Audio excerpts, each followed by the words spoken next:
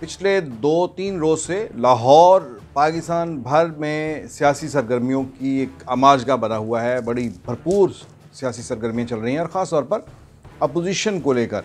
Opposition ने जो एक बीड़ा उठाया है कि हुकूमत को घर भेजना है, तहरीक अदम एतमाद लानी है, उसके लिए इस वक्त जो राब्ते हैं, जो लोगों के साथ मिलना जुलना है, जो जोड़ तोड़ है, वो उरूज पर है। और इस तमाम जोड़ तोड़ का मरकज़ जो है वो लाहौर बना हुआ है।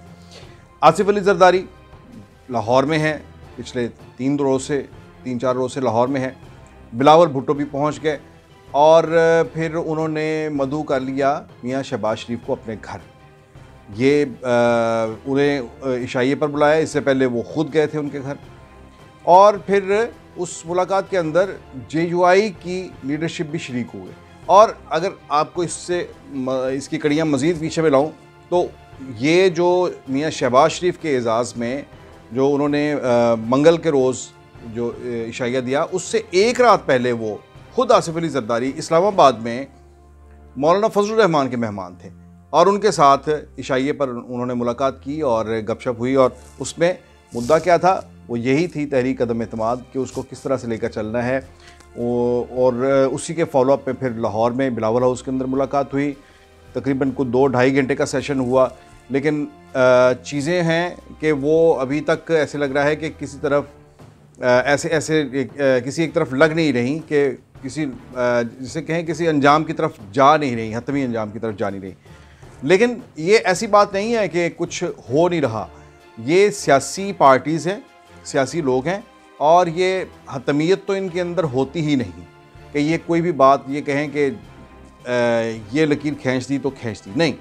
उसके अंदर गुंजाइश रखते हैं और आहिस्ता आहिस्ता धीरे धीरे आगे बढ़ते हैं।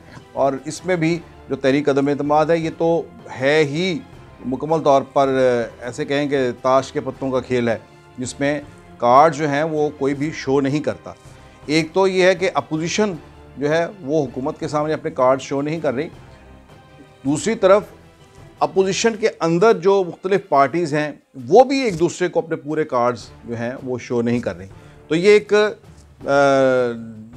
छुपन छुपाई जो है उसका खेल चल रहा है और एक दूसरे के साथ आंख मचोली भी चल रही है और आहिस्ता आहिस्ता सियासत को भी आगे बढ़ा रहे हैं। तो बिलावल हाउस के अंदर जो इशाइया हुआ, उसके बाद अब तकरीबन 24 घंटे के अंदर ये इस वक्त लाहौर के अंदर तकरीबन चौथी बड़ी मुलाकात जो है वो हो रही है, जिस वक्त मैं इस आपके साथ ये व्लॉग जो है रिकॉर्ड कर रहा हूँ।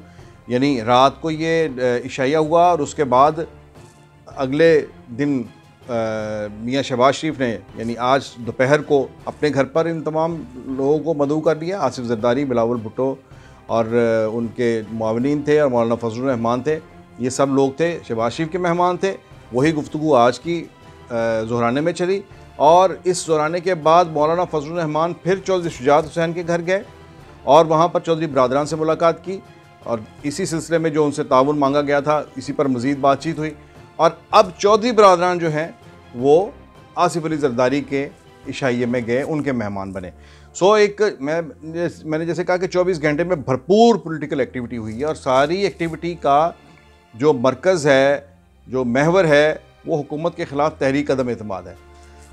बड़ी दिलचस्प बात यह है कि एक तरफ अगर हम पहले थोड़ी सी हुकूमत की इत्तेहादी मुस्लिम लीग काफ की बात कर लें कि वो ये भी कह रहे हैं कि हम जो है वो किसी एडवेंचर में नहीं जाना चाहते, हम हुकूमत के साथ 5 साल के लिए हम उसके इत्तेहादी बने हैं तो हम उनके साथ खड़े हैं। लेकिन अपोजिशन की तरफ से जो आवाज़ उन्हें आती है, बुलावा आता है या उन्हें फ़ोन कॉल जाती है कि हम आपसे मिलना चाहते हैं, तो वो हर 2 सूरतों में वो उनके लिए दस्तयाब भी होते हैं। उनके साथ लंबी जो है वो मीटिंग्स भी करते हैं, तन्हाई में भी मुलाकातें करते हैं, सारी गपशप होती है, मशवरे मुशावरत होती है और फिर बाहर निकल कर ये कहते हैं कि नहीं हम हुकूमत के इत्तेहादी हैं। लेकिन हकीकत ये है कि वो चौधरी बरादरान जो हैं वो इस वक्त थोड़ा सा अंदाज़ा लगा रहे हैं कि ये जो अपोजिशन लेकर चली है, जो मूव लेकर चली है, इसके अंदर कितनी जान है और ख़ास तौर पर वो जो इसके मुहर्रिक बताए जाते हैं,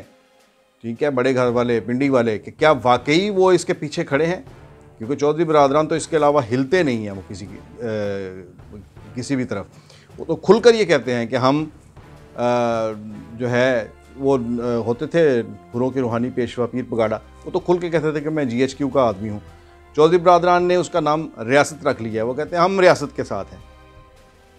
अब वो रियासत को टटोल रहे हैं पिछले 8-10 दिन में कि रियासत कहाँ खड़ी है, क्या रियासत इमरान खान के पीछे खड़ी है या रियासत अपोजिशन के पीछे आसिफ अली जरदारी, शहबाज शरीफ, फजलुर रहमान के साथ खड़ी है।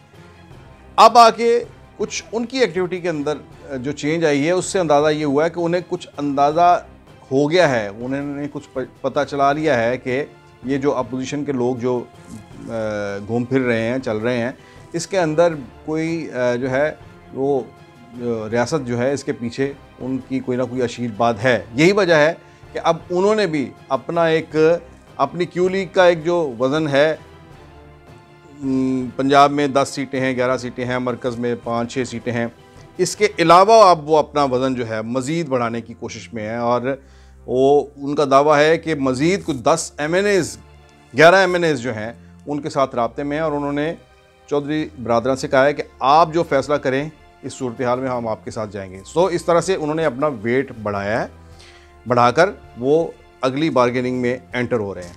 ये तो है चौधरी बरादरान की बात। दूसरी बात कि अपोजिशन की ये जो 3 पार्टीज़ हैं जो तहरीक अदम एतमाद का एक टास्क लेकर चली हैं, इन्होंने पिछले 24 घंटे के अंदर जो पैदर पे जब मीटिंग्स की उसमें ये पहुँचे कहाँ तक, चले कहाँ थे और पहुँचे कहाँ तक। तो वो चले तो उसी पे थे कि तहरीक अदम एतमाद लानी है, लेकिन अभी तक ये तय नहीं हुआ था कि किसके ख़िलाफ़ लानी है।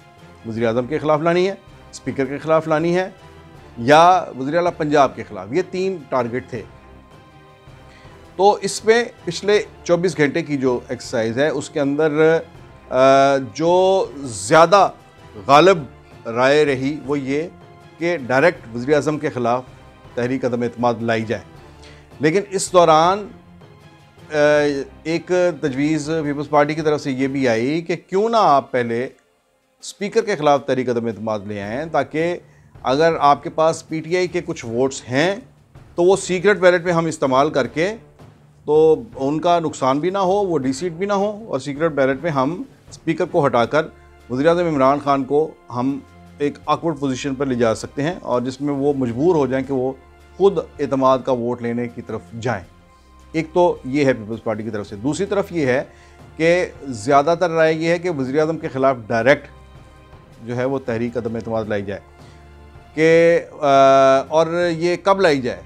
हाँ, ये अलबत्ता ये चीज़ जो है इसके ऊपर बहस है। यही मैं आपको आज की वीडियो में ये बताऊंगा कि इस मामले के ऊपर अपोजिशन के अंदर क्या कशमकश क्या चल रही है।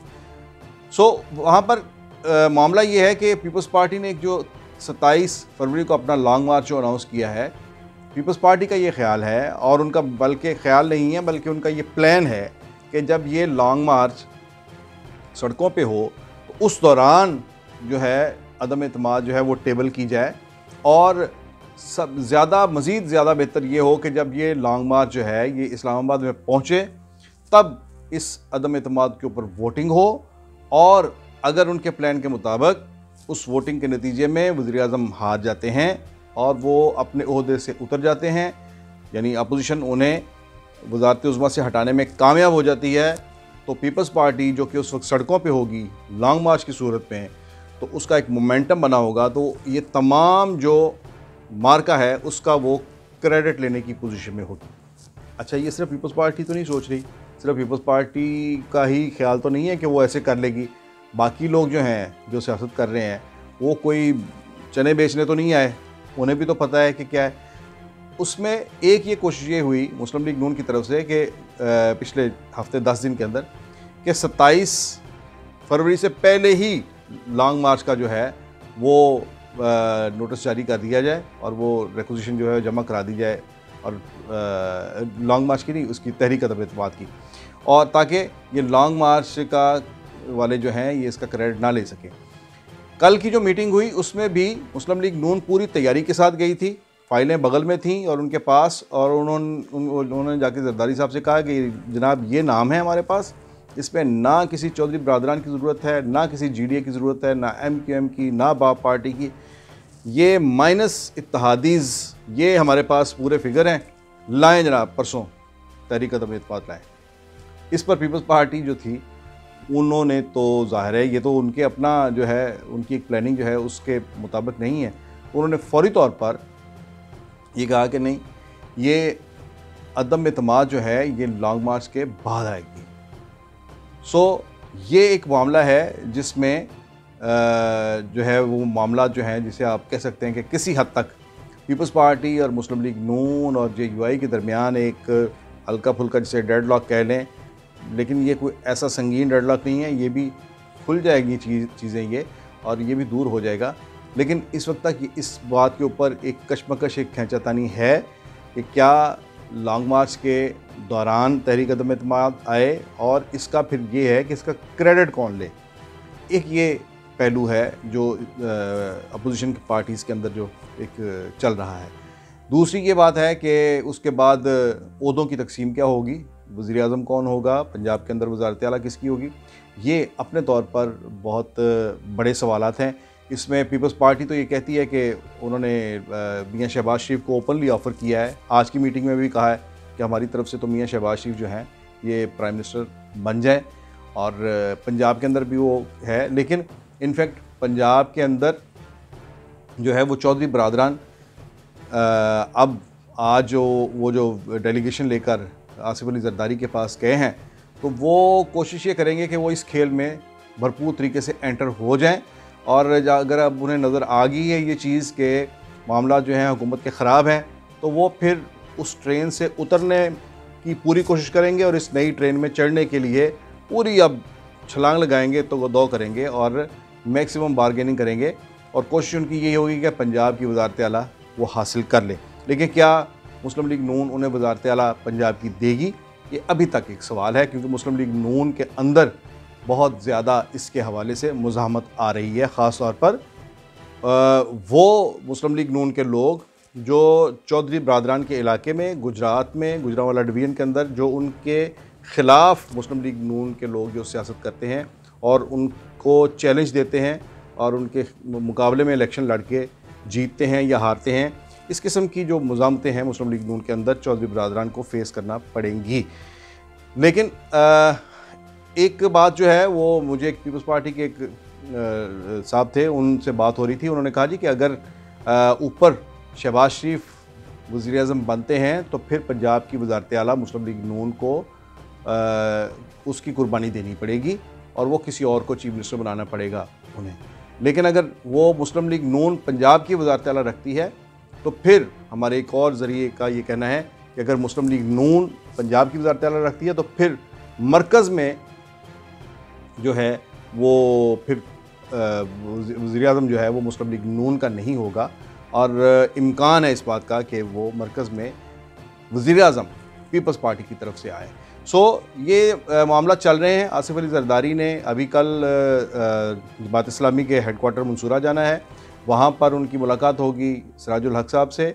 वो इतनी ज़्यादा मेहनत कर रहे हैं कि एक पार्टी एक मेंबर वाली पार्टी जो जमात इस्लामी है उसको भी नहीं मिस कर रहे, और उनकी हिमायत भी लेने के लिए जा रहे हैं। आसिफ अली ज़रदारी इसके अंदर बहुत ही की रोल है उनका, ये सारी की सारी नो कॉन्फिडेंस की जो मूव है। तो कल उनसे मुलाकात है। इसके बाद फिर एक्टिविटीज़ जो हैं वो इस्लामाबाद में ज़ोर पकड़ जाएंगी। अब देखते हैं कि ये कब ये चीज़ सामने आती है। तहरीक अदम एतमाद का ज़्यादा इम्कान यही है कि ये मार्च के पहले हफ्ते में तहरीक अदम एतमाद जो है वो पेश होगी, और उसके बाद विदिन 7 डेज़ उसके ऊपर कार्रवाई वगैरह होगी। देखते हैं आने वाले दिनों में क्या नई पेशरफ सामने आती है।